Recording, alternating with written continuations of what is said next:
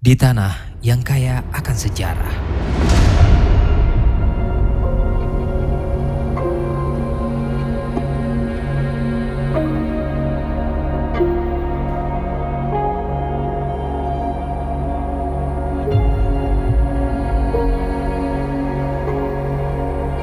di bawah naungan langit yang menjadi saksi perlawanan,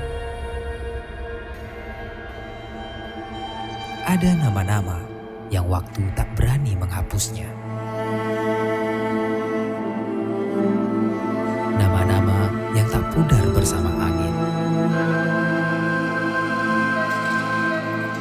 dan tak hilang dalam gelombang.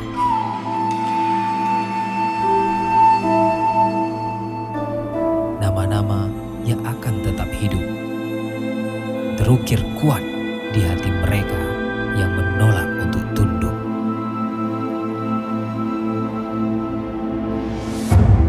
Ini adalah kisah seorang laki-laki yang tetap berdiri ketika yang lain jatuh.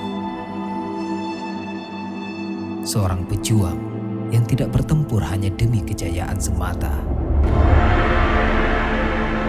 tetapi demi kehormatan yang nyata. Seorang pemimpin yang tidak mengejar kekuasaan, tetapi keadilan.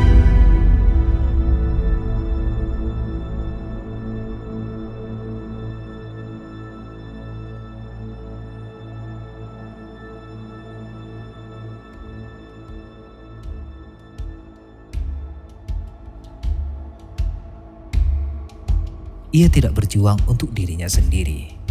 Ia berjuang untuk mereka yang tak punya senjata, untuk tanah yang tak bisa bicara, untuk kebebasan yang tak bisa dibeli. Aceh tidak akan pernah tunduk, begitupun ia.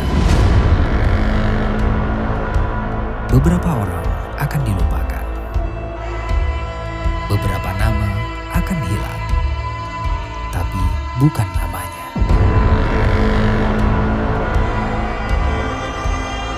Bukan di sini, bukan sekarang, dan tidak akan pernah. Ketika penjajah datang dengan baja dan api, ia tidak lari. Ia tidak tunduk. Ia menjadi badai yang tak bisa mereka jinakkan.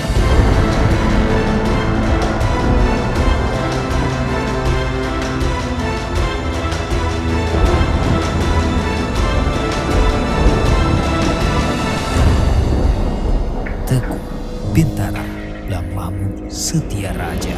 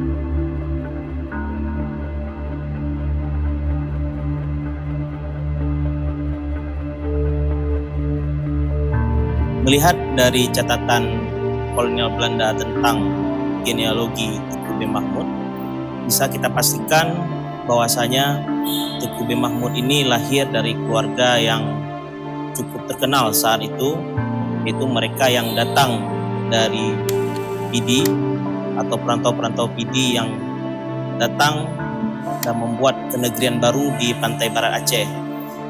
Kedatangan mereka ini dilandasi oleh beberapa faktor. Yang pertama tentu yang sangat terkenal adalah tentang penanaman lada menjadi komoditi ekspor ke luar negeri dari pantai barat Aceh. Catatan yang sangat konkret tentang Teguh bin Mahmud itu ditulis oleh kontroler Tapak Tuan tentang genealoginya. Tercatat bahwasanya yang pertama kali mendiami wilayah Lampidi adalah Tok Lampohde. Jadi Teguh bin Mahmud ini adalah generasi kelima dari Tok Lampohde tersebut. Selain itu Teguh bin Mahmud juga mempunyai anak-anak yang sangat berperan aktif di dalam perang Aceh, seperti Teguh Banta Karim dan Teguh Banta Sulaiman.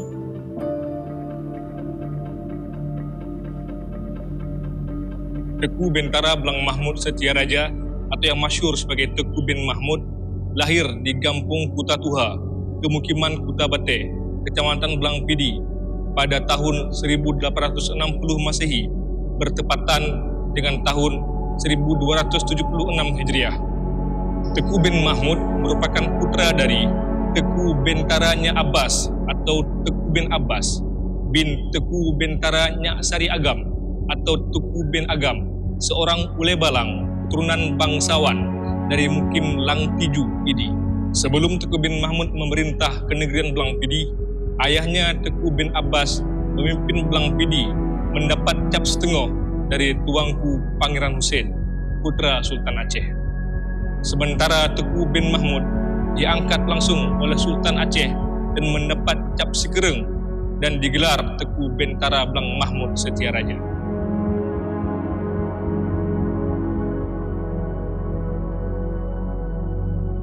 Selaku editor, saya memiliki kesempatan yang sangat berharga untuk menyelami sosok gerilyawan yang telah berjuang untuk mempertahankan tanah air tercinta kita ini dari penjajahan kolonialisme Belanda.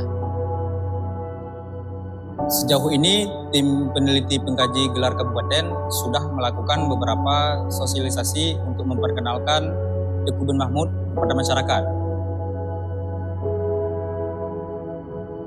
Seorang pejuang dan pendidik. Mungkin ini adalah pengantar yang tepat untuk pemberian seorang label pejuang yang telah berjasa di dalam memperjuangkan salah satu kemerdekaan Indonesia. Dialah seorang tokoh yang bernama Teguh bin Mahmud. Hal yang paling menarik yang kita bahas tentang Teguh bin Mahmud ini adalah sosok perjuangan beliau dan juga bagaimana strategi perjuangannya. Adapun ide yang pertama kali tercetus untuk mengusulkan Teguh bin Mahmud ini sebagai pahlawan nasional itu lahir dari beberapa obrolan sesama tim waktu itu tentang sosok yang layak di pantai barat Aceh untuk dijadikan pahlawan nasional.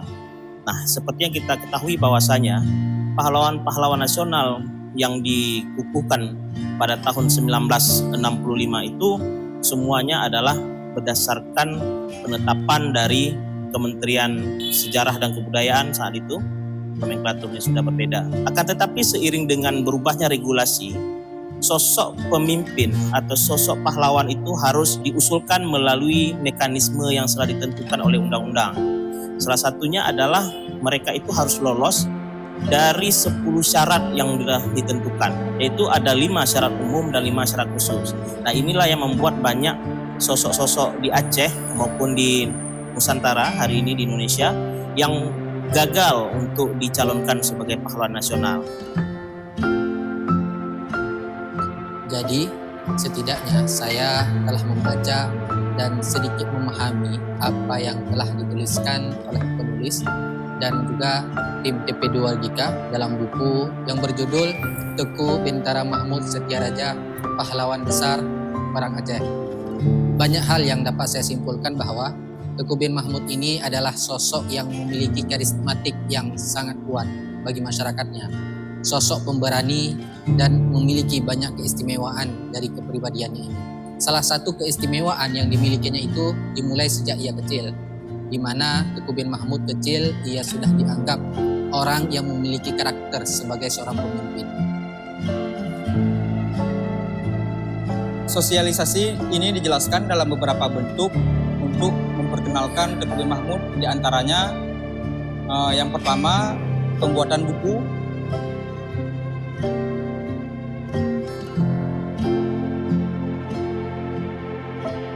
jadi buku ini adalah sebagai penyempurna dari buku-buku atau data-data sebelumnya. dan kedua pembuatan lagu dan dokumenter.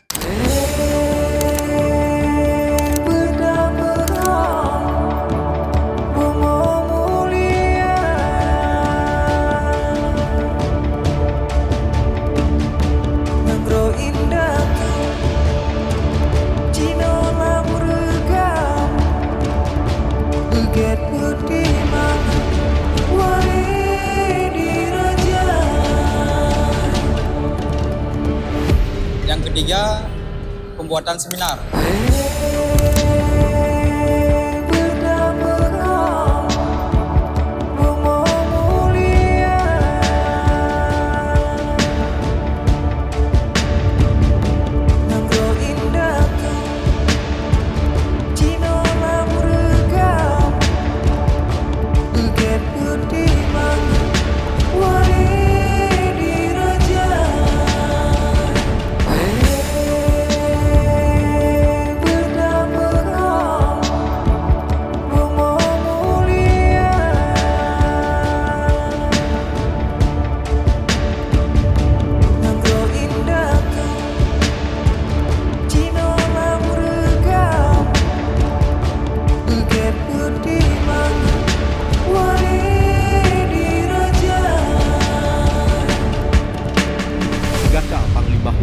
Ngon mudo pendeng lun amanahkan ba awak dro dua angke penyerangan unang dro kandang.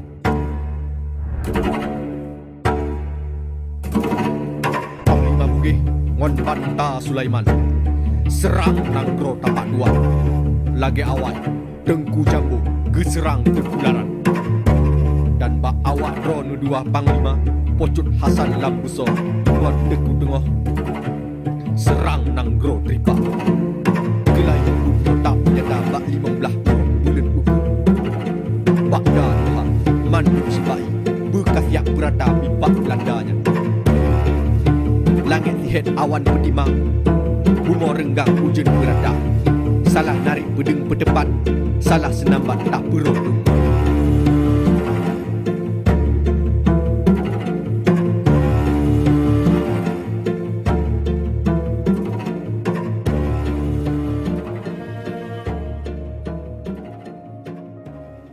Dan yang keempat, pembuatan berita dan opini.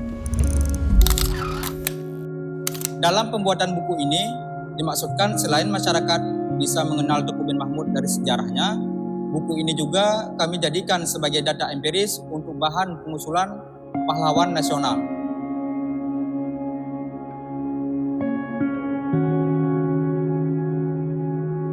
Berkas ini akan kita serahkan pada tanggal 24 Februari 2025 ke Dinas Sosial Provinsi Aceh, dan nanti akan dibentuk tim TP2GD untuk menyurati Presiden dan rekomendasi dari Gubernur Aceh. Secara aturan, ada 3 tahapan awal dalam penyerahan borang penyusulan tokoh pahlawan nasional. Pada tanggal 20 Mei 2024, pemerintahan Kabupaten Aceh Barat Daya mengeluarkan surat keputusan nomor 245 tentang pembentukan tim peneliti pengkaji gelar Kabupaten Aceh Barat Daya untuk mengusulkan Teuku bin Mahmud sebagai pahlawan nasional. Setelah 9 bulan penyiapan berkas, sosialisasi dan seminar, tim peneliti pengkaji gelar Kabupaten Aceh Barat Daya akan menyerahkan ke Dinas Sosial Provinsi Aceh untuk dibentuk kembali tim TP2GD dalam menelaah bahan-bahan usulan sehingga nantinya akan direkomendasikan oleh Gubernur Aceh untuk diteruskan ke Kementerian Sosial Republik Indonesia agar seterusnya disahkan sebagai pahlawan nasional oleh Presiden Republik Indonesia. Tapi di balik itu juga banyak calon pahlawan yang tidak lolos dalam tahapan ini. Seperti yang terjadi pada pengusulan Ratu Kalinyamat sebagai pahlawan nasional, sempat gagal sebanyak 2 kali akibat kurangnya data empiris yang menjelaskan tentang ratu tersebut.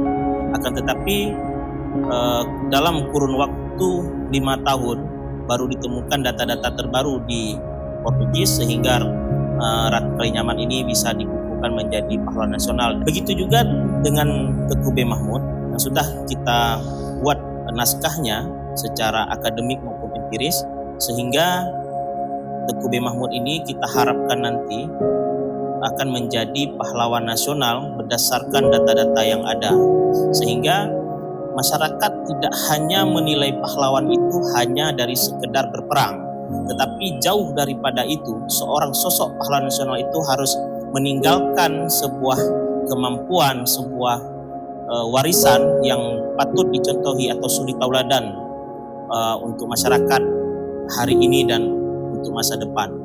Nah, dari semua yang kita lihat, semua suri tauladan itu ada pada Teuku B. Mahmud. Baik itu ketika dia berperang di wilayah pantai barat Aceh, Gayo, Alas, Pidi, maupun Biren, dan sampai ke wilayah Tanah Batak hingga ke Halmahera Utara. Sebagai seorang pejuang, jarang sekali kita melihat ada beberapa tokoh pejuang yang selain dia memperjuangkan kemerdekaan sebagai seorang pemimpin, di satu sisi dia juga sebagai seorang pendidik. Ketika kita melihat sejarah-sejarah di masa lampau, para pejuang-pejuang kita, tidak banyak yang memposisikan diri, yang menjadikan dirinya sebagai seorang pemimpin, juga sebagai seorang pendidik. Tetapi, lain halnya dengan seorang tokoh pejuang yang bernama Teuku bin Mahmud. Saya sebagai seorang yang mendalami salah satu bagaimana perjuangan dari Teuku bin Mahmud, sangat mengapresiasi bagaimana perjuangan yang dilakukan oleh Teuku bin Mahmud. Artinya dalam setiap kegiatan gerilyawan yang dia lakukan, tidak hanya dia mampu memimpin para pasukannya, tetapi bagaimana dia juga mampu memberikan pendidikan baik dalam bentuk strategis dan bagaimana dia juga menjelaskan kepada para pengikutnya tentang memanusiakan manusia yang seutuhnya. Keistimewaan yang dimiliki oleh Teuku bin Mahmud ini adalah saat ia diangkat langsung oleh Sultan Aceh untuk menjadi ule balang pertama di Blang Pidi dengan serakata telah dinamakan Teuku Bentara Blang Mahmud Setiaraja.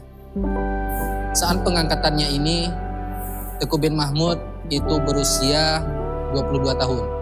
Sedangkan dalam catatan Qanun Muqta Alam menyebutkan bahwa syarat minimal untuk menjadi seorang pemimpin atau ule balang adalah berusia 40 tahun. Di sisi yang lain, Teuku bin Mahmud juga mengajarkan kepada kita bahwa generasi muda saat ini memajukan sebuah bangsa atau sebuah negeri ini bukan tentang bagaimana transaksi untung ruginya.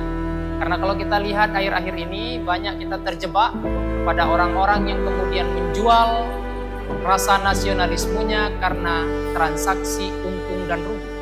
Tetapi apa yang dilakukan oleh Teuku bin Mahmud pada zaman perjuangannya, dia tidak ingin tanah airnya sepenggal pun dapat diambil walaupun itu banyak yang menguntungkan karena ada transaksi sumber daya alamnya.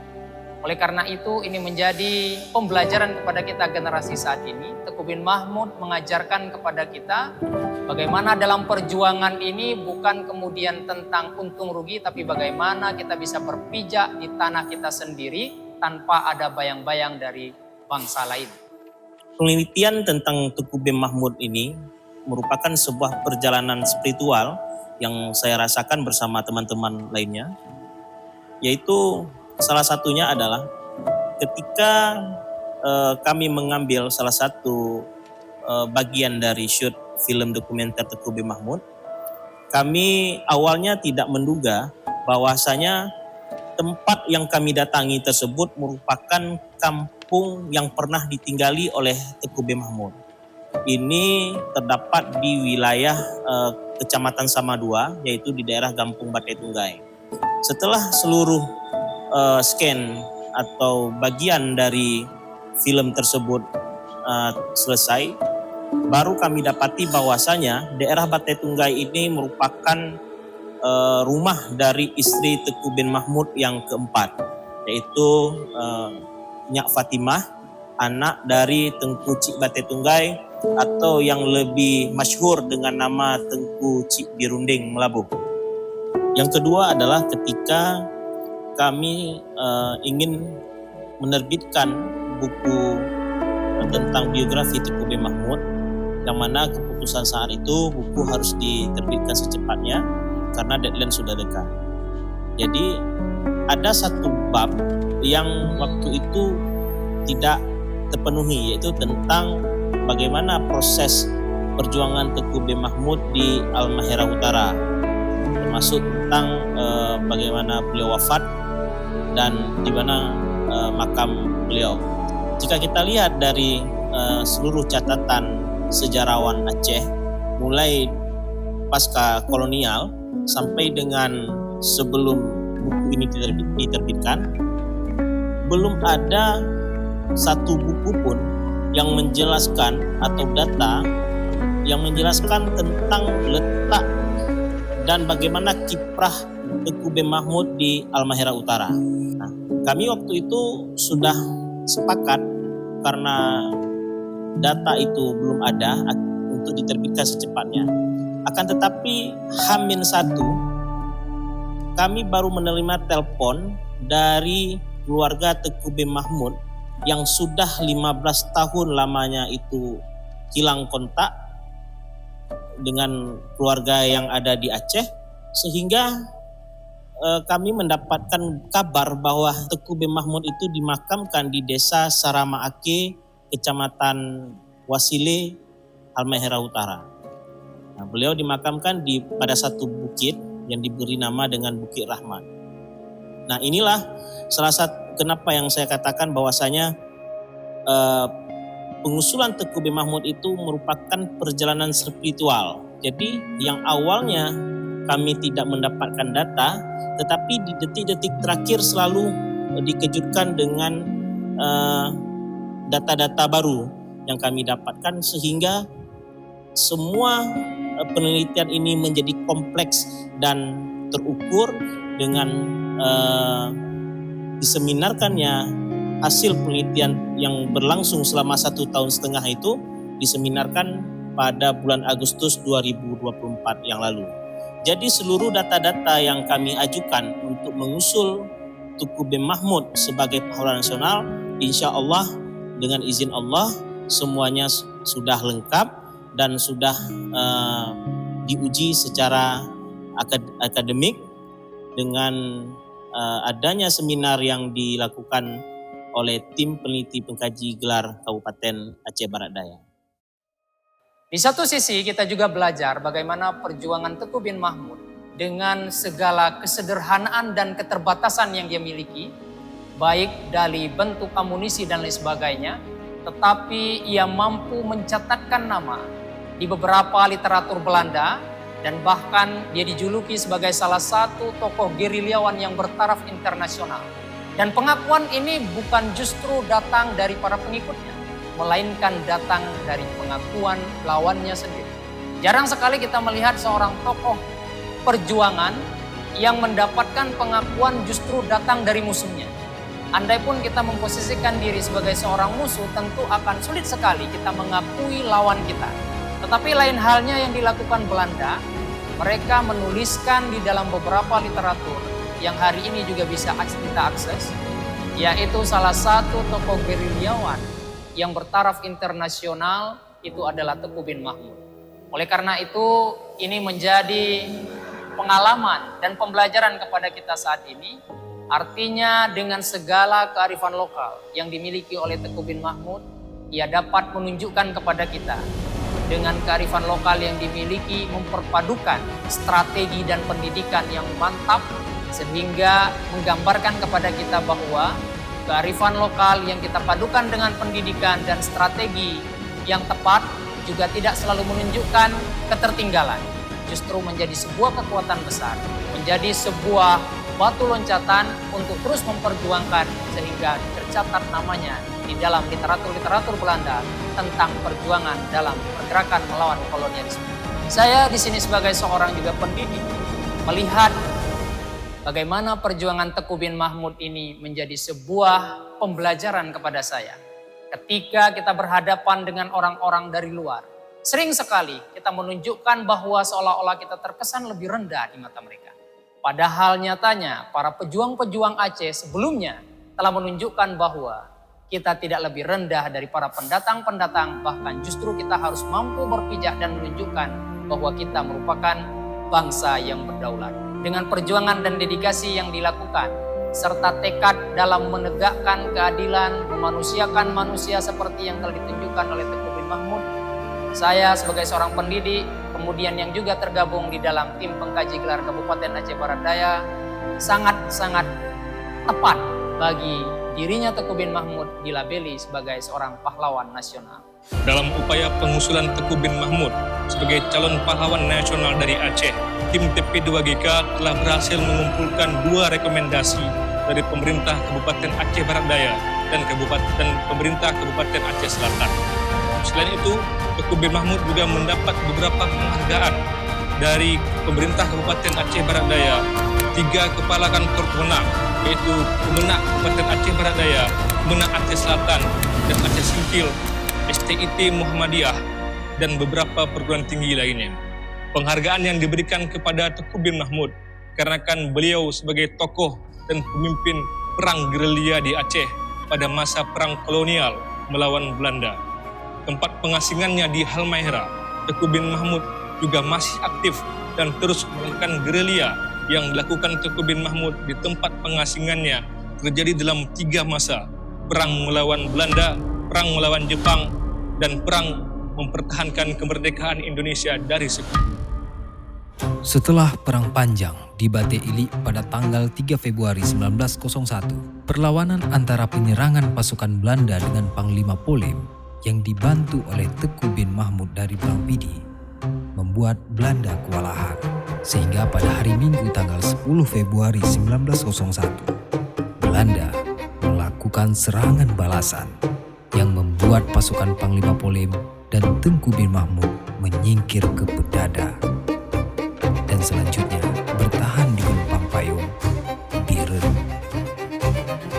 Peristiwa ini membuat Panglima Polim mendapatkan tekanan yang begitu besar, penangkapan keluarga Panglima Polim hingga keluarga Sultan Aceh. Inilah yang membuat Sultan Muhammad Daud Shah menyerah pada Sabtu tanggal 10 Januari 1903.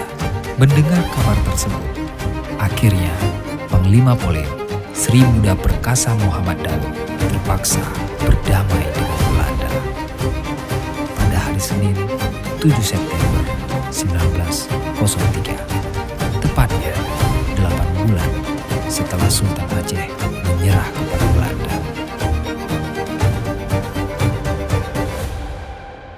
Sedangkan di pantai barat Aceh, perlawanan terhadap Belanda semakin membara. Di bawah komando pahlawan besar perang Aceh, Teguh Bintara Mahmud Setiaraja, yang juga dibantu oleh pasukan dari Tanah Gayo dan Alas.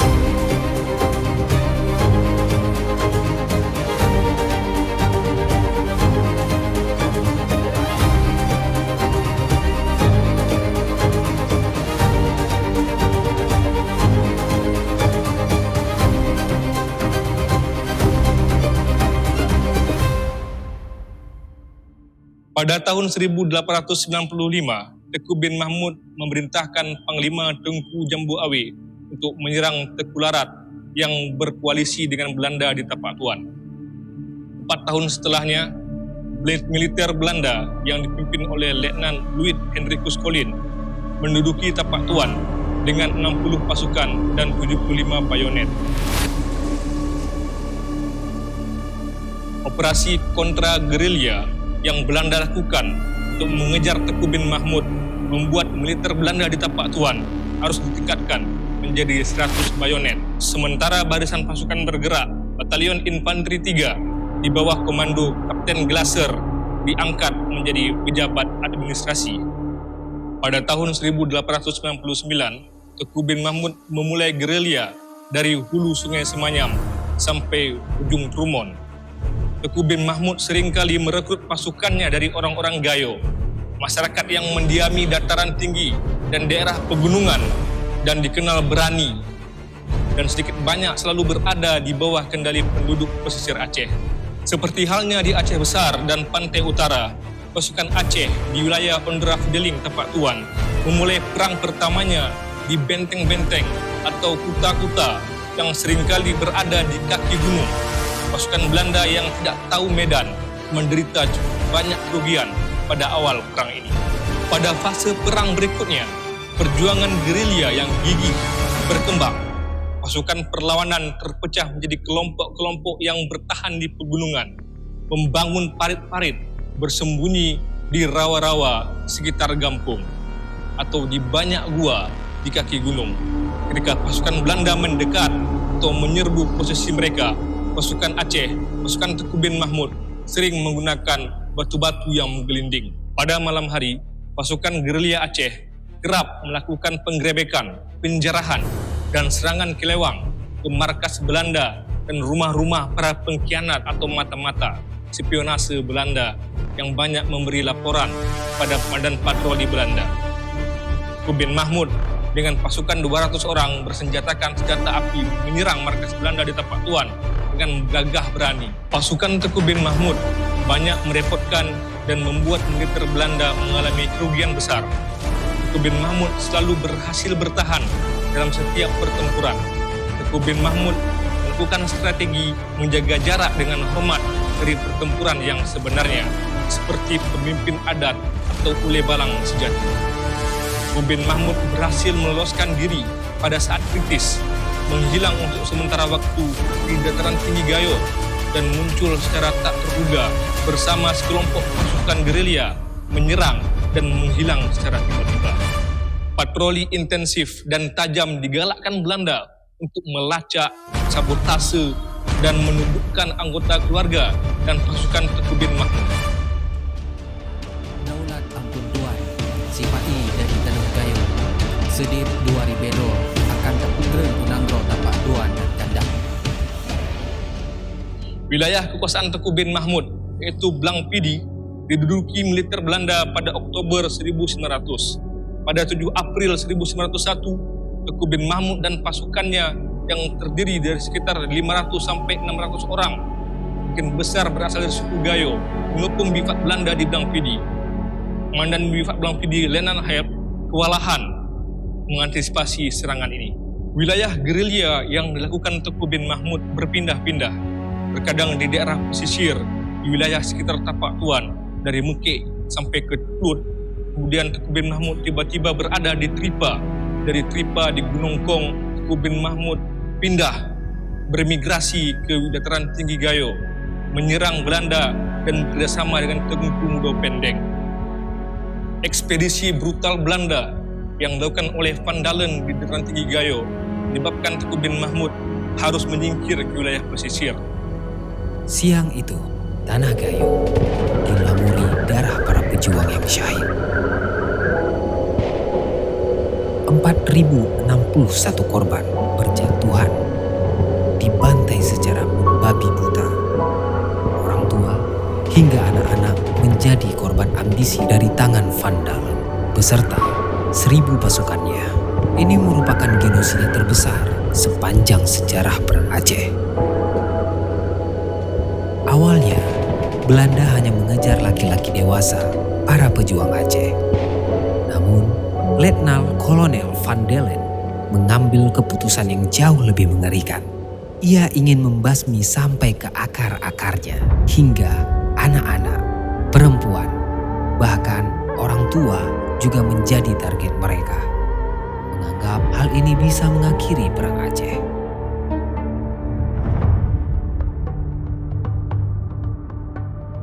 Letnan Kempes pernah menceritakan, di mana-mana tempat kami datangi, orang-orang berjuang berjuang sampai darah penghabisan. Kegigihan mereka dalam membela diri sangatlah luar biasa. Bahkan perempuan dan anak-anak ikut menangis demi menyelamatkan diri. Kami sering memaksakan melanjutkan pertempuran itu sampai benar-benar tidak ada nyawa yang tersisa lagi.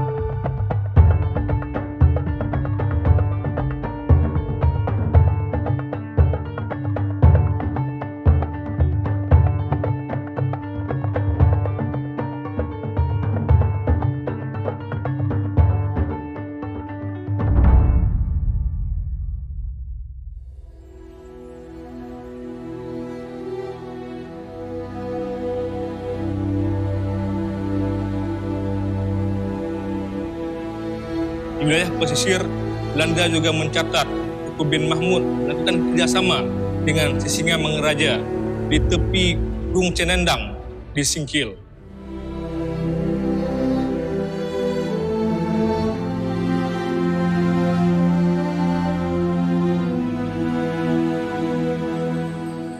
Mereka melewati wilayah Simsim di Pak-Pak Barat dan membantu Sisingamangaraja ke-12 melawan militer Belanda. Sebelumnya, pada Perang Batik Ilik, Teku bin Mahmud juga membantu Sultan Aceh, Sultan Aladdin Muhammad Daud Shah, dan Panglima Polem Muhammad Daud. Keistimewaan yang dimiliki oleh Teku bin Mahmud ini adalah saat ia diangkat langsung oleh Sultan Aceh untuk menjadi Ule Balang pertama di Blang Pidi dengan sarakata telah dinamakan Teku Bintara Blang Mahmud Setiaraja. Saat pengangkatan Teku bin Mahmud sebagai Ule Balang Blang Pidi ini, saat itu ia masih berusia 22 tahun. Sedangkan dalam catatan Konun Peta Alam menyebutkan bahwa syarat minimal untuk menjadi seorang pemimpin atau Ule Balang adalah berusia minimal 40 tahun. Hal ini menunjukkan bahwa adanya pengecualian yang sangat signifikan yang didapatkan oleh Teku bin Mahmud. Nah, dari pengecualian ini membuktikan bahwa Teku bin Mahmud ini memiliki potensi yang luar biasa yang diakui oleh Sultan Aceh dan masyarakatnya. Maka Sultan Aceh sebagai seorang pemimpin yang bijaksana tentu tidak sembarangan memberikan kepercayaan kepada seseorang untuk memimpin suatu wilayah. Nah, meskipun ia telah dipercayai untuk menjadi seorang pemimpin, namun Teku bin Mahmud ini tidak tergiur dengan jabatan yang telah diberikan itu. Karena baginya jabatan bukanlah segalanya. Ia lebih mengutamakan jihad fisabilillah dalam mempertahankan tanah airnya untuk kemerdekaan daripada ambisi pribadi. Dari obrolan-obrolan tentang sosok yang sangat layak diusulkan sebagai pahlawan nasional, muncul beberapa nama kala itu dan mengerucut kepada satu nama, yaitu Teku bin Mahmud. Dalam perjalanannya kami sempat kehilangan jejak, yaitu tentang foto dan makam beliau. Dalam pasukan Teku bin Mahmud, ada beberapa nama yang dicurigai menjadi spionase Belanda yang berperan sebagai duri dalam daging pasukan Teku bin Mahmud. Di antaranya, Krani Abdul Hamid, Datuk Dewa, Tengku Hashim, Datuk Makiah, Pawang Raman, Pang Rakyat, dan Panglima Jawa. Ketujuh nama ini menjadi utusan Kapten Skepen untuk membujuk Teku bin Mahmud agar turun gunung segera. Dengan segala upaya yang dilakukan oleh ketujuh orang tersebut, tetap tidak pernah berhasil dalam membujuk Teku bin Mahmud untuk menyerah. Hingga akhirnya mereka membocorkan lokasi rahasia keberadaan keluarga Teku bin Mahmud yang berada di Hulu Sawang, Samadua. Hingga Belanda menangkap anak, istri, bahkan cucu Teku bin Mahmud sebagai tahanan. Melihat banyak para pengkhianat di dalam pasukannya dan keluarganya ditahan oleh Belanda, akhirnya Teku bin Mahmud memainkan siasat seolah-olah turun gunung dan menjadi tahanan politik Belanda pada tahun 1908. Selama 3 tahun, siasat ini tidak terbaca oleh Belanda. Dan selama itu pula, Teku bin Mahmud menolak menerima jabatan sebagai Zelbestuder, Raja Blangpidi dari Belanda. Dalam masa 3 tahun sebagai tahanan politik, Teku bin Mahmud tidak berdiam diri, namun ia mendidik generasi-generasi muda untuk paham akan cinta tanah air, agama, dan membela negara di Masjid Jamik Blangpidi. Dan selama kurun waktu itu juga, Teku bin Mahmud secara diam-diam telah membunuh beberapa pengkhianat dalam barisan perjuangannya. Di antaranya ialah Kerani Abdul Hamid dari Mekik yang bertugas sebagai mata-mata Belanda. Peristiwa ini diketahui oleh Belanda dan mereka baru menyadari bahwa selama ini Teku bin Mahmud tidak kooperatif dalam tindakan. Dianggap sebagai ancaman, maka pemerintahan Belanda pada tahun 1911 memutuskan untuk menginternering atau pengasingan bagi Teku bin Mahmud ke Ternate. Sesampainya di Ternate, Teku bin Mahmud melarikan diri dari kamp penampungan. Ia melanjutkan gerilyanya bersama Abdul Manan di Morotai. Hingga Teku bin Mahmud hijrah ke Halmahera Utara. Untuk menyembunyikan identitas di Halmahera, Teku bin Mahmud mengubah namanya menjadi Tengku Rahmat.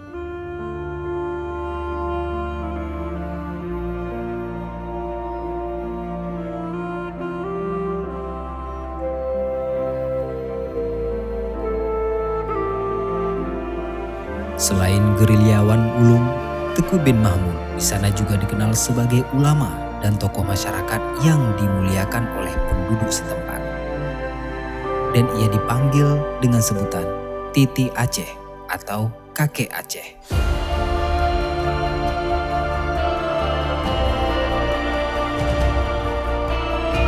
Ketika Indonesia merdeka pada 17 Agustus 1945, Teku bin Mahmud telah berusia 85 tahun.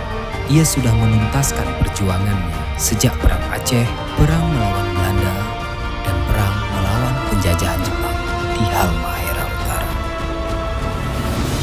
Perjuangan yang ia lalui selama 72 tahun, mulai dari Aceh, Sumatera Utara hingga ke Pulau Halmahera tidaklah sia-sia. Ia telah melihat secara langsung kemerdekaan Republik Indonesia yang selama ini dia perjuangkan akhirnya merdeka.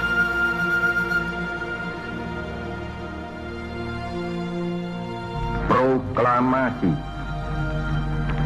Kami, bangsa Indonesia, dengan ini menyatakan kemerdekaan Indonesia.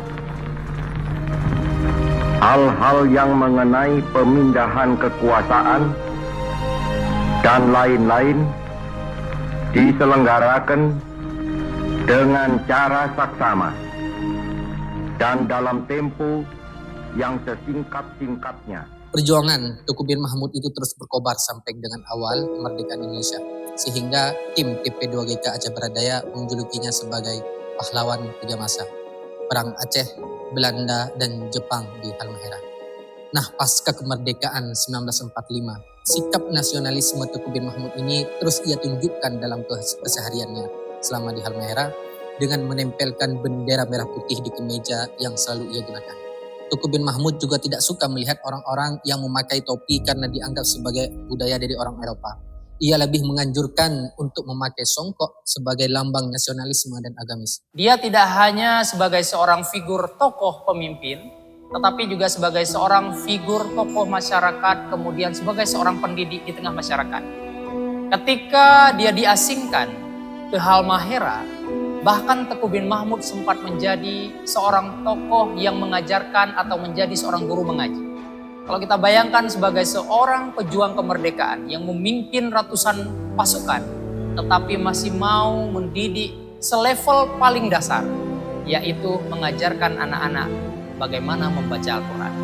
Oleh karena itu, inilah bagaimana gambaran Teguh bin Mahmud ketika menjadi seorang sosok pejuang yang tidak hanya memandang tentang hal-hal besar, strategi-strategi perang kepada para pengikutnya, tetapi mulai paling dasar, Teguh bin Mahmud mengajarkan kepada kita bahwa ketika memperpadukan pendidikan dan keagamaan menjadi sebuah kekuatan besar di dalam menggerakkan pergerakan untuk melawan penjajahan Belanda. Kemudian di masa perjuangan juga Teguh bin Mahmud mengajarkan kepada para masyarakat bagaimana menghadapi Belanda yang tak kenal lelah. Karena dengan kekuatan dan dengan semangatlah yang dapat menjadikan masyarakat bisa juga bersatu dengan para pasukan Teguh bin Mahmud untuk melawan penjajahan yang dilakukan oleh Belanda. Kemudian tidak hanya itu, keberhasilan Teguh bin Mahmud juga tercatat bagaimana dia mampu memberikan legacy kepada para penerusnya, yaitu dengan hadirnya para tokoh-tokoh pergerakan perjuangan kemerdekaan yang tidak hanya juga dikenal Teguh bin Mahmud, tapi ada penerus-penerus yang kemudian juga datang setelahnya. Sebut saja seperti Teguh Pekan yang juga berhasil mencatatkan namanya sebagai salah satu pahlawan, bahkan sebagai salah satu pejuang yang juga tercatat dalam buku-buku Belanda bagaimana perjuangannya. Teguh Pekan merupakan salah satu penerus dari Teguh bin Mahmud. Inilah bagaimana Teguh bin Mahmud dapat menunjukkan perjuangan itu tidak akan pernah berakhir. Andai pun dia akan berakhir, maka akan ada penerus-penerus. Nah, ini menjadi gambaran kepada kita generasi saat ini. Teguh bin Mahmud lebih memilih untuk berjuang di medan perang, dan posisi sebagai ule balang ini diambil alih oleh Teguh Nyak Sawang pada saat itu. Selain itu, keistimewaan yang dimilikinya adalah kemampuannya dalam merangkul berbagai elemen masyarakat. Hal ini dibuktikan bahwa bukan hanya masyarakat Belang Pidi saja yang senang dipimpin oleh sosok Teguh bin Mahmud ini. Akan tetapi orang-orang Dayo sebagai tempat yang pernah disinggahinya itu mengatakan bahwa mereka lebih senang dipimpin oleh orang-orang pesisir yang datang dari pantai barat Aceh. Hal ini membuktikan bahwa Teguh bin Mahmud ini memiliki jiwa pemimpin yang dibutuhkan oleh masyarakat pada saat itu. Bagaimana menjadi seorang sosok yang bisa mengikuti langkah dan gerak-gerik dari Teguh bin Mahmud, yaitu menjadi seorang pribadi yang tidak hanya mampu memimpin para pasukannya, tetapi mampu memberikan atau menumbuhkan kader-kader baru yang menjadi nanti pengganti perjuangannya di masa yang akan datang. Nah, oleh karena itu hari ini menjadi juga pertanyaan kepada kita. Ketika kita diperhadapkan dengan situasi apa yang dilaksanakan oleh Teguh bin Mahmud, mampukah kita memikirkan bagaimana keluarga kita, pengikut kita, masyarakat kita, dan generasi yang akan datang memiliki semangat dan jiwa nasionalisme seperti apa yang dilakukan oleh Teguh bin Mahmud pada saat itu. Namun kalau kita lihat sejarah, Teguh bin Mahmud mampu melewati itu dan menunjukkan, dan sejarah telah mencatat bahwa segala pertanyaan-pertanyaan itu mampu terjawab dengan tindakan dan fakta yang telah ditunjukkan oleh sejarah itu sendiri. Seperti sebutan saja, bagaimana para generasi-generasi setelahnya juga mampu melakukan perlawanan yang tidak kalah semangatnya, yang tidak kalah bagaimana juga perjuangan mereka, seperti halnya yang dilakukan oleh Teguh bin Mahmud di masa perjuangan. Oleh karena itu, ini menjadi kekuatan kita dan menjadi penyemangat kita ke depan. Bagaimana kita mempelajari hal-hal yang baik dari para sosok-sosok pahlawan kita. Namun memang sangat disayangkan, dengan begitu banyak perjuangan yang dilakukan Teguh bin Mahmud, nama dia tidak begitu harum. Bahkan di kalangan masyarakat kita sendiri, asing nama Teguh bin Mahmud terhadap perjuangan yang telah dilakukan dalam memberantas penjajahan oleh bangsa Belanda. Teguh bin Mahmud ini memiliki sikap nasionalisme yang sangat kuat, yang telah dibuktikannya baik selama ia berjuang di Aceh hingga selama pengasingannya di Maluku Utara. Yang mana selama di pengasingan pun Teguh bin Mahmud itu juga tidak pernah menyerah dan tetap terus melancarkan serangan kepada Belanda di sana, yang dibantu oleh Bantan Panglimanya Tengku Idris yang lebih dulu dibuang oleh Belanda ke Ternate. Oleh karena itu kami mengajak kepada seluruh masyarakat Aceh khususnya dan umumnya masyarakat Indonesia Marilah kita memberikan terima kasih kepada para pejuang-pejuang kita, terutama yang bergerak yang paling depan di dalam memukul hal-hal atau memukul para pasukan-pasukan penjajah, sehingga sampai saat ini kita dapat meraih kebebasan, meraih kemerdekaan. Sikap nasionalisme itu terus ia pertahankan sampai ia wafat pada hari Kamis sore tanggal 28 Maret 1974 dalam usia 114 tahun.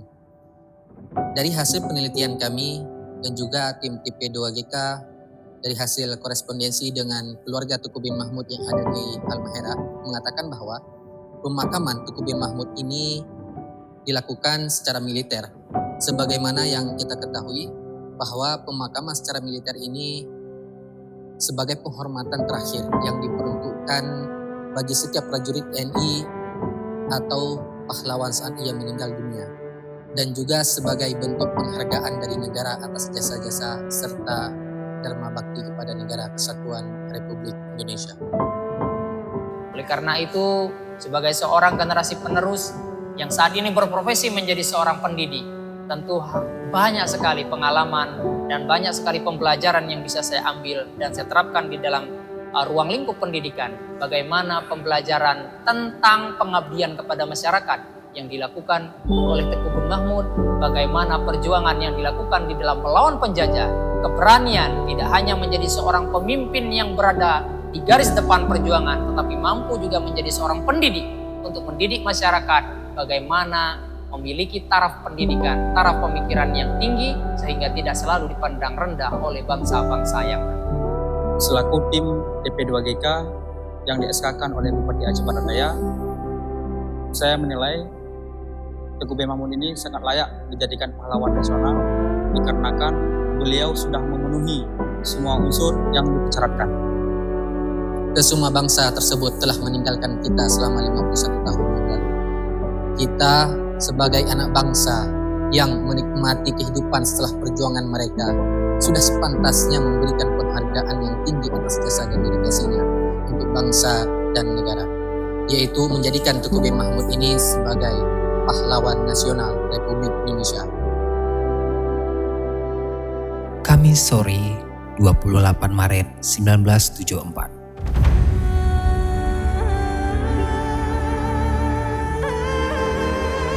Desa Saramaake, sosok yang dikenal sebagai pejuang kemerdekaan tersebut, menghembuskan nafas terakhirnya di desa Saramaake, Wasili, Halmahera Utara dalam usia 114 tahun. Jenazah Tuku bin Mahmud alias Teku Rahman dimakamkan pada hari Jumat tanggal 29 Maret 1974 dalam sebuah upacara militer yang dipimpin oleh Babinsa Wasili Sarsan Hans dari Ambon dan Babinsa Saramaake. Kerenda kesuma bangsa itu diselimuti dengan bendera merah putih sebagai tanda beliau ialah pejuang dari masa Belanda hingga Jepang.